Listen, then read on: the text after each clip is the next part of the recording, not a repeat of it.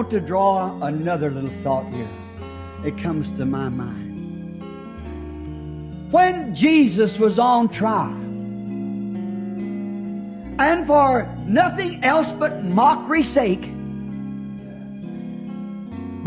he was sent from Pilate to Herod. Now, Pilate didn't have to do that. And you know, as he tried to wash his hands of it.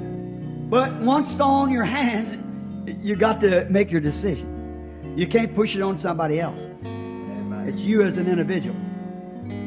But he was sent to Herod just to make a mock of, because he had quite a name of being a miracle worker and so forth, and he was an outcast from the church. So Pilate himself, he thought he'd just send him over to Herod, and maybe it would kind of straighten up the old grudge that had one against the other. And so Jesus was taken across the streets and down through the places till he met the higher court, Herod.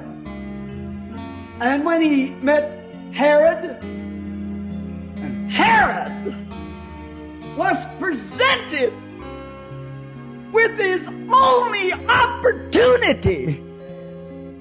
How foolish can a man be?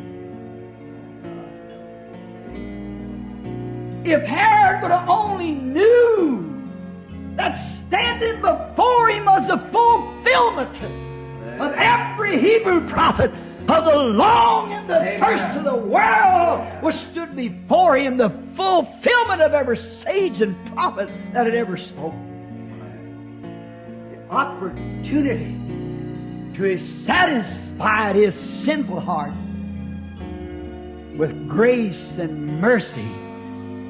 What a foolish man he was. And yet not as much foolish as a man today that's presented with the same thing. Well, we've had 2,000 more years of his teaching, of his mercy.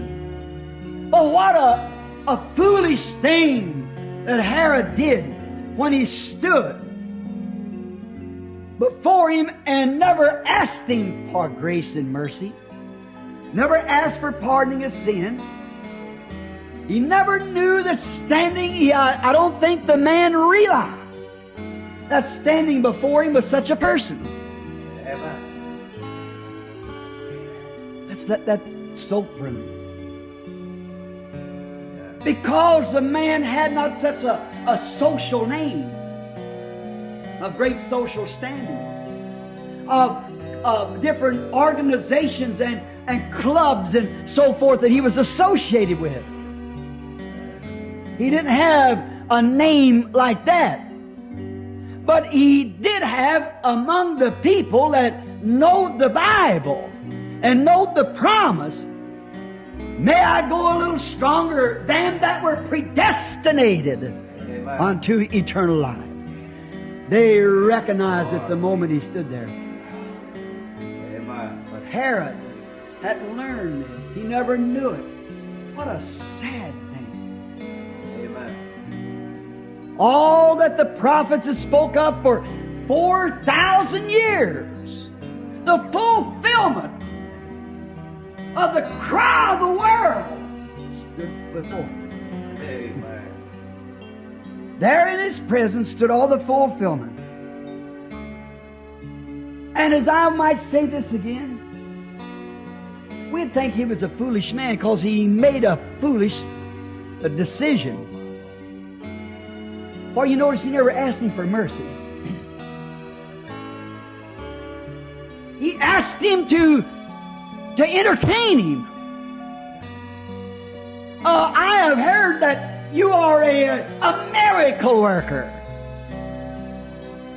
He asked for entertainment instead of mercy. Amen. That's what the world today is breathing back, the very decision of Herod. When they see the miracle working Christ doing the same thing today that he did then, and the only things they required. Let me see you do such and such. Oh, amen. You say Herod will have a bad place to stand. The man of this day will have a worse place to stand. Herod had 4,000 years of experience of prophets and sages. We've got 6,000. Yes, amen. With a super teaching to what they had then. Amen. Certainly.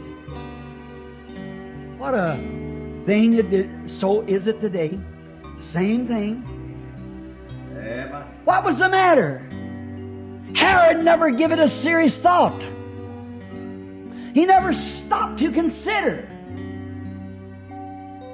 That's the way with the people of today. Oh, yes. They see this great something. It's got them startled. Yeah. But they don't stop long enough. They're trying to listen to some rabbi or some theologian who explains it all away. And yet, how I think of Jeffersonville. Oh, How oft would I have hovered you as a hen would her brood? my Lord.